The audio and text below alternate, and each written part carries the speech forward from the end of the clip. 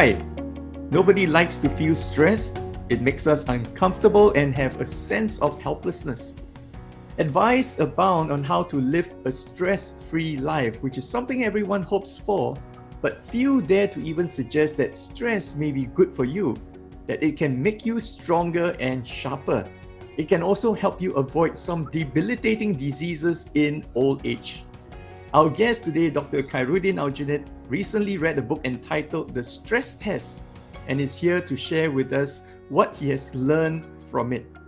Dr. Khairudin is an associate professor at the University of Singapore, and he is the author of 7 books. And when he is not writing a book, he plays soccer on Sundays and jogs 2 to 3 times a week.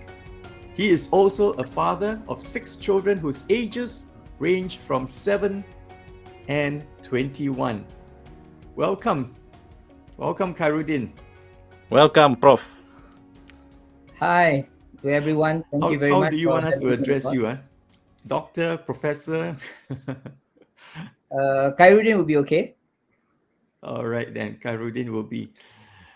Yes. So, first question for today, the surprise question that we told you about. What is fatherhood about?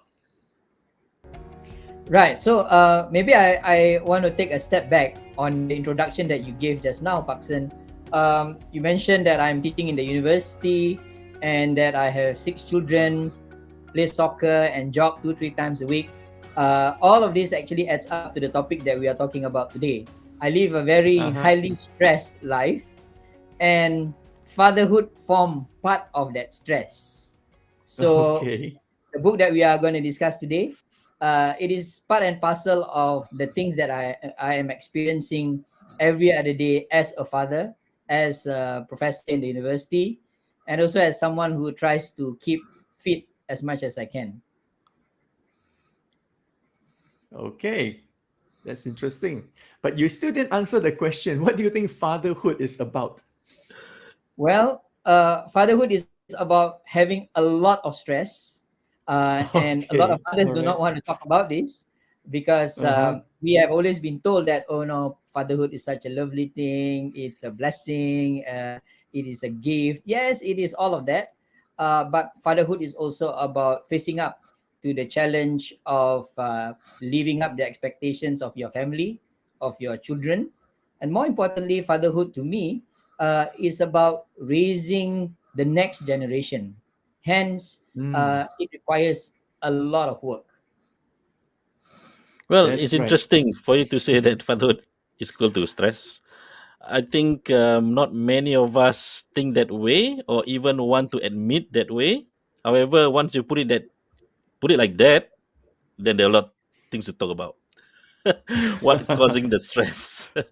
So, with what is stress actually? What is something that you have learned from the book that you have read? Maybe tell us a bit about the book and what make you come across that book.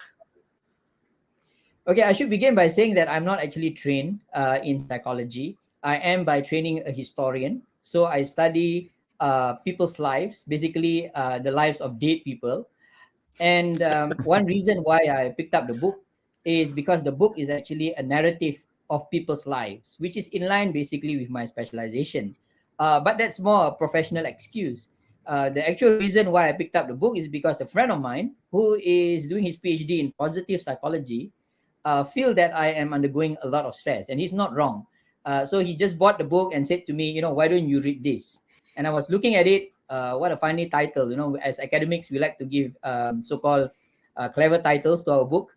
But this book has the title Stress Test. Doesn't make sense as a word or as a concept. But I picked it up because I felt that, okay, maybe this book can teach me something about how I can overcome some of my stress. So it began with that. And I realized that I learned so much from it as a historian reading into the experiences of psychologists. Okay, so what do you learn about stress? Well, the common understanding that we always have about stress is are 2 things. The first is that all stress is bad. So that's the first myth that I've been living with, And I think a lot of people out there, they live with this kind of assumption about stress. The second myth that every one of us, especially fathers who are in the face of a lot of stress, is that we can someday reach to a point of a stress-free life. So the first myth, which is that stress is bad, the book tries to show that stress is not at all bad. Stress is actually an indispensable part of our lives. We are born with stress. When our mom was trying to give birth to us, it was a very stressful moment. By the time we enter into the world, growing up is stressful, playing sports is stressful, learning how to read is stressful, doing problem sums in primary school is stressful. Everything in our lives is actually filled with some kind of stress. So the book is trying to impress upon us that there are different types of stress, and later on maybe we can delve deeply into it. But very quickly now, there's good stress and there's bad stress. Very simplistic way of dividing it, but that's basically the main gist of the book. The second myth that he's trying to dispel is that we can reach a stress-free life, and this is a modern myth, a very urban modern myth. There is actually no such thing as a stress-free life. And the reason is because human beings are geared and wired to deal with stress, to actually convert stress into positive actions. And this is where I'm very fascinated by the book, because it gives a kind of like new understanding of stress and how it can be transformed into an empowering thing in our lives. Yeah, I think the stress-free life is the life when you are dead. When you're dead, you have nothing to worry about. But as long as you're alive, our instincts, the instinct, the flight and flight response itself is a stress response, which serves to keep us alive actually. And if anyone does not have the fight or flight response, would most likely die prematurely. Very much. And that's why the author actually start with this point, that because modern human beings, believe that they can live a stress-free life, there are people amongst us who say, okay, forget it. I'm not going to work in stressful jobs. I'm going to do things that I like. And then they go on very, very long holidays, or they retire very, very early in their lives. And they develop what the author calls as a wandering mind. And a wandering mind, and we Oh, know of what's this that? maxim, right? An empty mind is a devil's workshop. It's a very religious maxim, but really, what that old maxim is trying to tell us is that the human mind is not geared to not do anything. Of course, you can somehow rest your mind and have a time where you do not do anything that is so-called stressful. But pushed to the very logical extreme, the author says in one of the pages in the book that a wandering mind is actually a very unhappy mind. And this is very true, because a lot of studies, according to him, have shown that people who do nothing, much ado about nothing, will end up realizing that they cannot focus on anything, and that leads to a state of nothingness. And here, maybe if I can share another book that I used to read by this existential philosopher. His name is Jean-Paul Sartre. It's a French philosopher, linguist, and also an activist. He talks about being and nothingness, where when you reach a state of nothingness, where you don't actually have a being in this world, not doing anything, and hence not becoming something, you end up becoming listless, or entering into a state of without a clear direction. And according to this author, the stress test, it leads you to becoming someone with with no end in mind. And he says that we must not have a wandering mind. We need to have a mind that is filled with some kind of stress, because stress creates resilience create focus. And when you, to quote him, if you can keep your mind on the moment to moment task of ordinary life, you'll shield yourself from extra stress, which saps your energy and hence your strength. Indeed, what he's trying to say here is that when your mind don't wander too much, and when you have something that you are going towards, that you are doing, that you are focusing your mind into, you rule out unnecessary stress that comes with it. So that's the first lesson, I guess, for myself. Don't imagine that I can be in a life where I do nothing, because not doing anything leads to more problems. And later on, we might want to talk about this. It is actually one of the triggers for dementia and Alzheimer's diseases. Yeah. Well, it Yeah. I sounds think, very against the what common knowledge that we know. Huh? We yeah, talk that's about right. wanting to have a stress-free life means that you don't think about things, and then no problems, no tests in life. But I think anecdotally, I see that people who are working hard and have a sense of purpose, right? They are people who are productive and are happy. I think this sense of purpose is got to do with knowing where you are going, and which leads to focus. And how does the book address such things?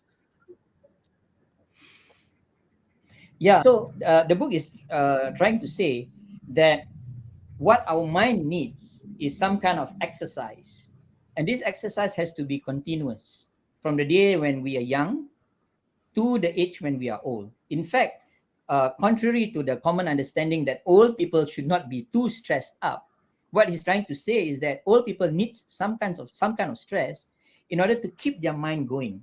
So, in his own experiences dealing with patients that suffered from dementia, he said that study after study found that older people who were mentally engaged doing things like reading, writing, taking part in hobbies or games or even sports, they were the ones who are mentally sharper and they were less at risk of Alzheimer's diseases than those who did not.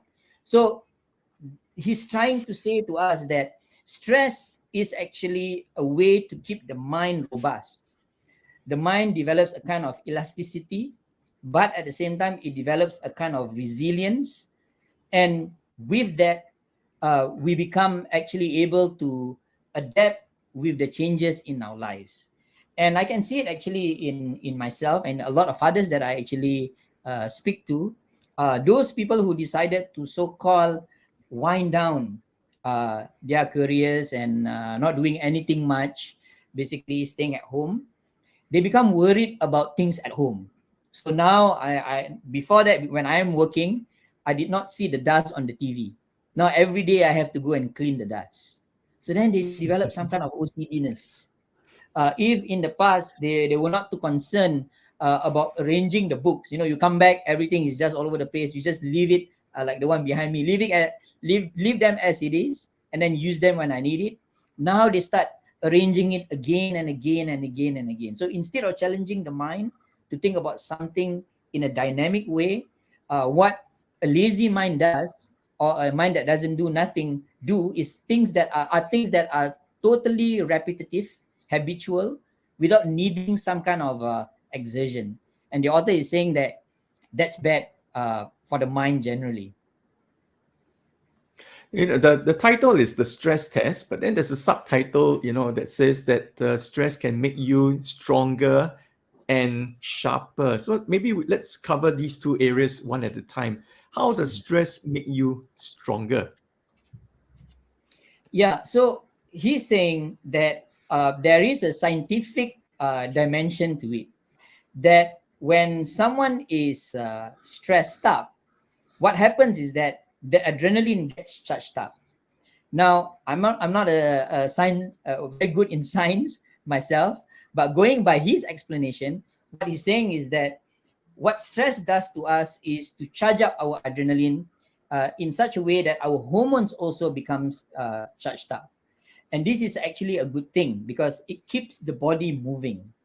Of course, he says that too much stress leads to the release of cortisol. Cortisol is another chemical in our body that when it's released beyond what it should be at a certain levels, it can actually destroy parts of our organs and the main functions of our body.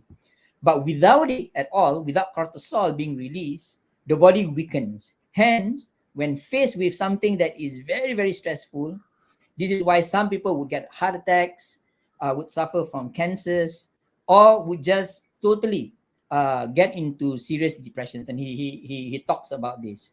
So what he is saying is that there are people who, in too much stress, loses control.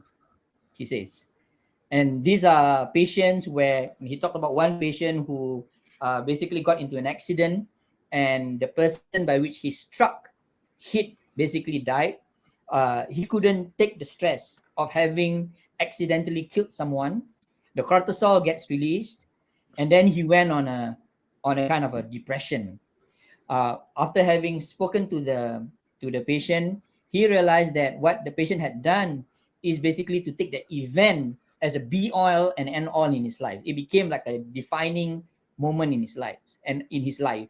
And what he did to the patient is to try and decenter that stress to be one of the many stresses that you have, hence making that significant event less significant. So the point here is that we need it in one way or another. We need this stress because without it, certain functions in our body is going to be very much affected and weakened. And the way to deal with it is not to take stress beyond what it should be. Yeah.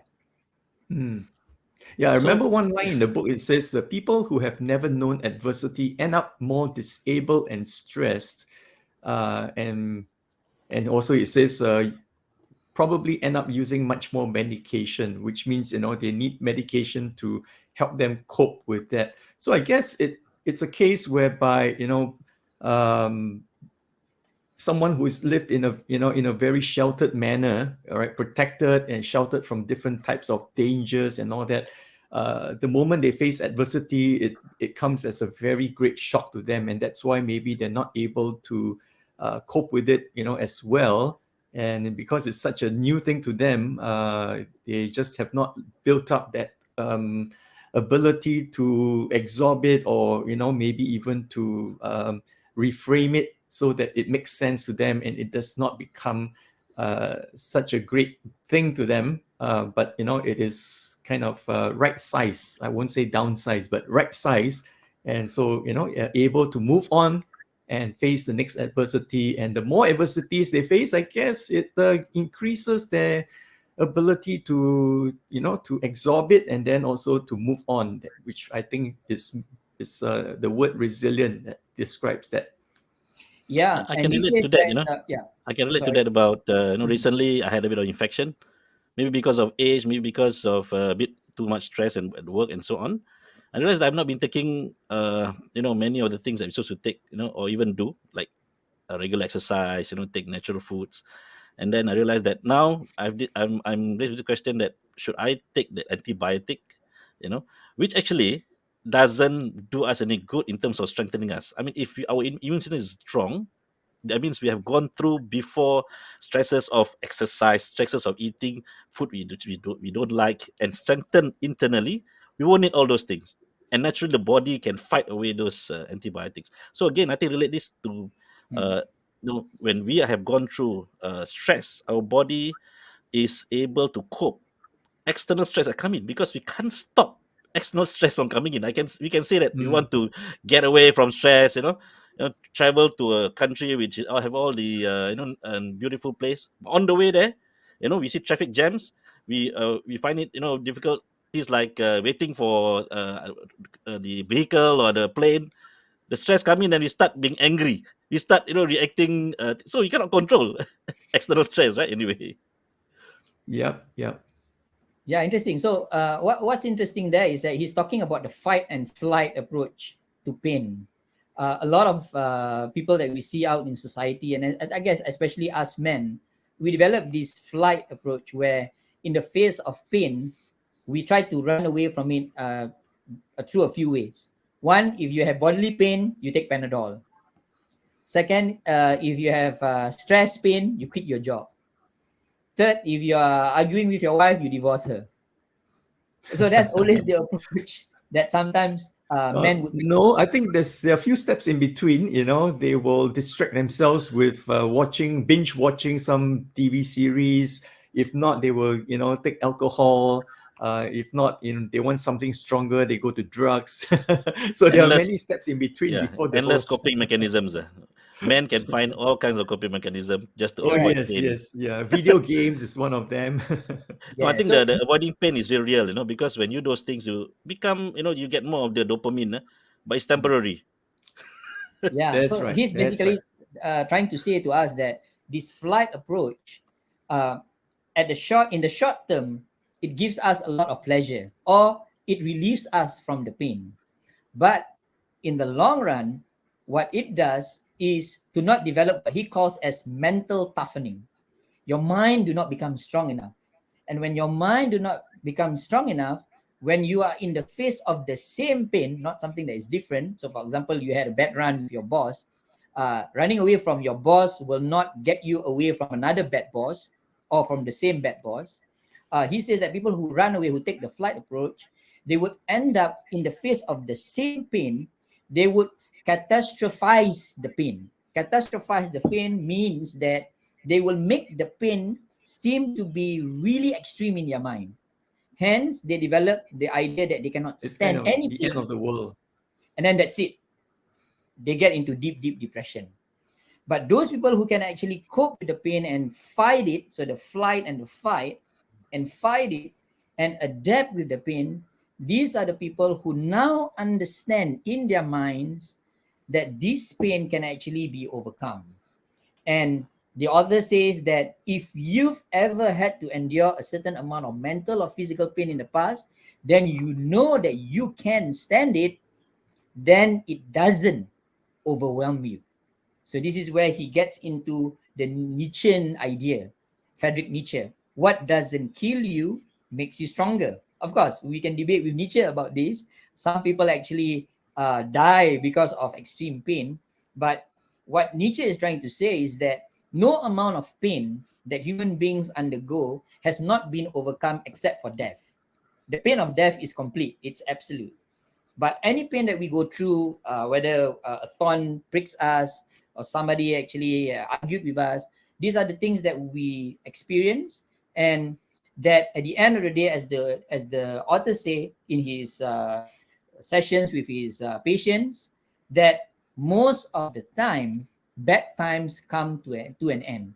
And if you've never learned this Mm. lesson, he says, then even small bad times like the pain of your hand in ice water feel like a threat and not just a discomfort. And he says that people who in their whole lives have been rescued by parents in everything that they do, and here we talk a little bit about parenting, because some fathers has this whole idea when the son falls down at a playground, oh come on, know what's happening to you, are you okay? The kid actually develops in his mind, because his cortisol is not at all released, and he knows somebody is going to come to rescue him, that hey, I'm experiencing pain. Whenever pain comes, dad will be there. Or mom will say, quiet, come here, let me take care of you. But if the boy is being taught that, oh, okay, you fall down, is it okay? Are you all right? Stand up, go again. Then the boy will develop this whole idea that the small pain is actually a tolerable pain.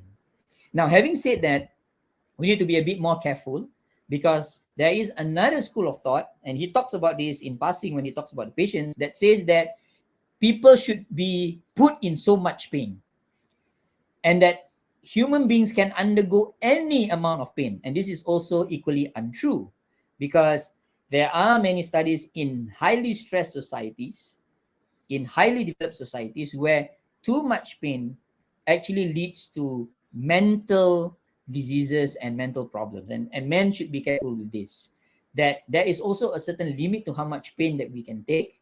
And even though we don't want to be fleeing away from pain, we should not fight it beyond which we could endure.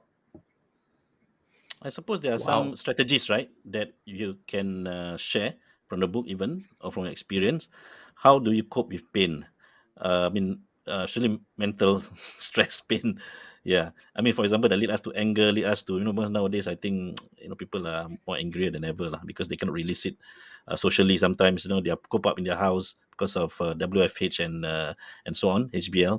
So how do you what strategies for coping this mental stress that leads Yeah, to so anger and so on? Yeah. very interesting. So he doesn't actually list it down, and this is the interesting part about the book, because he's trying to put out the principles through narrative. But if I can actually summarize some of the points that I picked up, the first thing that he said that we ought to do as human beings is to take control. And this is actually the challenges of a lot of men and fathers. We don't take control of things. And the first thing we don't take control is take control of our minds. Every other day, we are filled with a lot of things to do.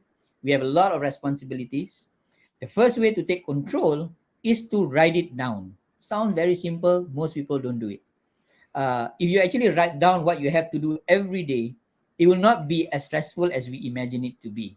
So it is about taking control by putting it in a way that you can see it. So part of control is visualization. Things that you can see tells you whether it's tolerable or not. So the first, take control. The second is to visualize it, to write it down. And then he talks about how people who are undergoing stress ought not to totally internalize the stress on themselves. So this is where the social dimension is very, very important. And this is where, as fathers, we have developed this whole idea that we are Superman or Batman or Spider-Man, any one of the superheroes. And this is, again, a myth that we have so-called internalized from the generations before us, that we can take everything on our shoulders and somehow cope with it. The author is trying to say, whenever you are in the face of stress, in the face of a lot of stress that you need to overcome, what you need to do is actually to go into the social. And here he talks about how we need to get people involved in our lives. People who do not do that, who has a very strong sense of interiority, they will end up having a lot of pent up anger, and in the end manifest it in very negative terms. So first, take control. Second, visualize the stress by writing it down or expressing it. And third, to be social. And there's another book entitled Social, How Our Brains Are Wired to Communicate with People. A lot of studies have shown that people who do not communicate well with other people enough are the people who will undergo a lot of stress in life, because articulating how we feel, and that's why we need sometimes, when we are totally out of control, to see a religious leader, a priest, or a counselor, or so forth and so forth, or talk to our wives. These are the people whom their narrative becomes totally occluded or tangled in such a way that they cannot overcome many of these problems. And last but not least, he talks about the kind of drugs that have been prescribed by people who are in the face of a lot of stress. Interestingly, he kept on saying that these drugs, even though they have made their way into the market, he himself wouldn't recommend it as the first approach to dealing with stress. He says that it should be minimized because our minds, according to him, and our lives, and I use his word there, is very malleable, right? That we can actually change it if we control it. And he said it very, very beautiful. He said that for only by believing that we have some such control can we use the magnificent malleability, complexity of the brain and the mental software that controls it to find the right mental balance we need for each challenge that faces us. So we need to tap on this malleable part of our brain that by taking control, by visualizing, by being social, and by avoiding things that are not necessary in our lives, we can overcome a lot of the stresses that we face. Okay, Prof, I want Wow, to ask you that's a lot something. of things. This one is a surprise question I want to ask you. All right, I see you now reading a lot of things outside your discipline. You're a historian and you're talking about psychology, talking about other things. I mean, have it helped you to, bring down your stress? Well, it causes stress on my wife because like she's looking at a lot of new books coming into the house. So Ola, another book again. Just yesterday, actually, I went to somebody's home library and took back about 10 books because I need it just to read beyond what I'm doing and also within the field as well. Well, reading is a pleasure to me. And I would like to quote Machiavelli. I don't know whether you know this man. He's actually an Italian philosopher, Niccolo Machiavelli. In one of his memoirs, he said that, coming back from his daily job into the library, he says, I put on my robe and then I stare at my books. And he says that, and then the ancients, he said, come alive and speak to me.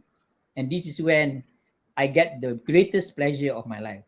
So reading outside my field actually helps me to de-stress from the stresses that I face in trying to understand the things that I do. And I think it is actually the nature of the mind, going back to the malleable part, right? The more we step out of our comfort zone, of the things that we enjoy doing, to take on, to be stressed, learning something else, and what we call as being an amateur, the more we make the mind actually able to cope with things that we face in our life. So for me, the early stress in my life was that I did not manage to get into the School of Psychology. I failed the entry test, and that has been the stressful moment of my life until today. But instead of being unhappy about it, I mean, in the end, I became a historian. I kept reading and reading about psychology because I felt that it helps me to understand a little bit about myself, a little bit about society, and more so about the subject that I'm looking at, which is the study of human lives. Because when you study human lives, you are studying basically their thought processes, how they are thinking, and it illuminates a lot of things.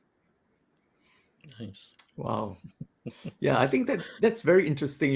When you mentioned about this guy Machiavelli, who looks at his books, and all the ancients come alive, and kind of almost like have a conversation with him, and starts to, I'm just adding to it, imparting the wisdom and insights from the ancient past to him. And for this reason, yes, that's why we at we are Dads too. We are starting this book club because like in our publicity, we say come and be mentored by the experts. Hafiz and I, we only know so much, and we are also trying to learn more and more. But there are people who have wealth of knowledge and wisdom, and really best practices that we can also learn from. And so yeah, so I hope that more people will come and join the book club, or even just pick up a book. And well, you don't have to start by 10 at a time. Just start with one at a time, and really expand your mind. And I think that the tendency for a lot of people is to go deeper into their field of already, their work, for example, and they just want to go deeper and deeper, maybe get another qualification, another certification, so that they get better prospects at their jobs. But what you're actually proposing is to go outside of their field of specialty. For example, if you're an accountant, maybe go and look into biology. All right, something very different, something very unrelated, just to expand your mind. And maybe then you begin to understand things in a bigger or wider context. I think that's maybe a way to go. Yeah, maybe to add to Paxton's, I mean, it's a profound point. There was a study that was done on CEOs in big American companies about the lives of CEOs, how they start their day, how they run their day, and how they end it. And they found that most successful CEOs would start their day first exercising, and second reading. Bill Gates, he has a whole list of books that he would read, and he would ensure that he would read it daily in order for him to understand the shape of society. And so he reads very widely. In fact, the founder of Facebook, his name now eludes my mind. What's his name again? The founder of Facebook. Everybody forgets his name. All right. Okay, he's a forgettable one. So somehow he Okay. causes us stress because Facebook is not the book Yeah. that we want to read. But a lot of the CEOs basically spend their time reading. And that's why whenever we hear their interviews, they seem to so-called know a lot. Well, they know a lot because they are provided by statistics and all these things by their staff. But all of these very, very powerful CEOs would ensure that a book drives their lives. And here we are, ordinary people. We're not managing billion-dollar so-called industries. All the more we should read. There are other studies that I've seen, and again, this has nothing to do with history. This has to do with human resource management and employability, which I do read because when I talk to dads, this is part of the thing that I want to talk to them about. They found that employers who read, employers who give a lot of attention to looking for knowledge, upgrading themselves at a personal level, knowing things more about their profession and things unrelated to it as well, are those who are generally more happier and more successful at work. Because when you read, it is natural that you could actually analyze things a little bit better than other people. That doesn't make you any more smarter, but it makes you far more wiser. And this is the thing that I think a lot of fathers have to do, I guess. We need to just spend a bit of time to read. And some fathers would tell me, where am I going to find the time to read? By the time I come back home, I'm so tired out, worn out. How am I going to read? Well, I always tell them that if something is important to you, you would start it first before you do anything else. That's I don't know, right. Hafiz, That's right. how would you go about doing it? Wait, it's Mark Zuckerberg, right? That's right. Anyway, Mark we're not here to Zuckerberg. promote, Go on. not to promote Facebook. We are here to promote the conventional book, And because by the way, Yeah. Facebook is not a book. but how clever they are, to put it like that, thinking that we are reading, and we do read. Talking about, we don't read, we do read. I mean, this social media so much, nowadays we are always on our phone, and don't no excuses for not picking up a book and read. So for me, yeah, having friends like you guys really helped me to go back into reading. I mean, I have a lot of books that I've not read. I start reading it now. So it's about bit by bit. For me, I can probably take one few pages a day, or even in the morning, just one or two pages. And at night, a few pages. That's good enough for me. So don't have to compare and even think that you have to read a lot. It's about getting the most out of wherever little you read. Well, that's my principle, at least. Yeah, for me this week I just finished one book, and that is Band of Brothers. I'm not sure if you've heard of this book. It's actually a Yeah. true story based on the 101st Airborne, particularly the 506 company, and it's during the Second World War. And I finished the book in about 4 days, and I'm now watching the HBO series. Wow, it is a powerful, moving, a very inspiring story, and yeah, I mean, the brotherhood that was formed in the midst of battle really is a very, very lasting one. But when it comes to reading, I totally agree. As fathers, we need to read. We need to not just read for ourselves. I mean, I hope we read for our own personal growth and development, and also for our own mental, stimulation. For example, just a few years back, my youngest daughter was telling me, "Oh, I want to study international relations in the university, in the future." So I said, "Oh, that's great." You know, so I asked her, "What is international relations?" Because I have no idea. I've heard of it, but I have no idea what actually you study in that course. So I went to Google, and then I went to the library and went to that section on international relations, and I picked out a book, and I came home and started reading it. Wow, I tell you, it's very, it's a steep learning curve, but I just persevered for as long as I could, just to learn a few things. I know it's still further down the road, so I'm not in a hurry. But the point is this: that I guess we as fathers, we need to be in the know, so that we can have at least a meaningful conversation with our kids when the time comes. Otherwise, you have nothing to talk about anymore. That's what I'm really worried about, that you have nothing to talk about, all right, besides football and the weather and maybe some politics. So I wanted to have know something, so I can have a conversation with my daughter when she actually goes into that course. That's very, very good, Baksan. I mean, for you to pick up something of interest of your child rather than just read, and take interest of things that you are interested in. I mean, it's not going to be easy. I mean, you were an engineer. Your brother, read numbers and and so on. I mean, to read something like social science like this, unlike me, I'm the opposite, right? So again, you have to get out of the comfort zone. If your child is interested in that, you need to have information. Then you got to get it, and continue the conversation with them, and get the interest to talk to you. Yeah, talk to us. Yeah, Yeah. yeah. I really got very interested in psychology when my elder sister was in the polytechnic, and she was doing business studies, and one of the subjects that she had to take was actually, I think it was personnel management or something like that. And one of the textbook was a psychology textbook. And so, I was 3 years younger than her, and I saw her book, and I just opened and started reading it. And I kind of became very interested in it. So that interest has remained in me for a long time. But eventually, I didn't. I went to the poly myself, the only course that I was eligible for was mechanical engineering. So that's how I ended up being an engineer to start with.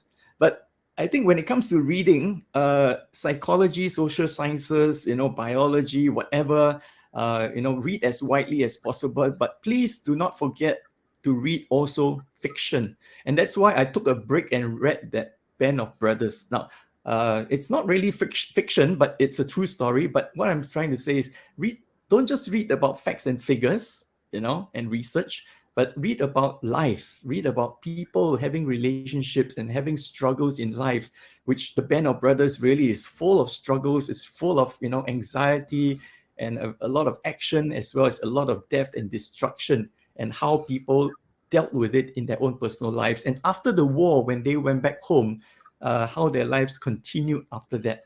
So fiction and these kind of human drama stories are also very important, because it is through these stories that we actually develop our ability to empathize and understand people better and better.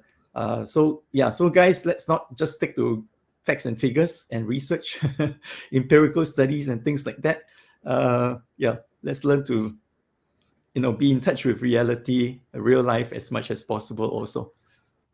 Yeah, and Yeah, also to link up back to what we are discussing, the book that we are looking at.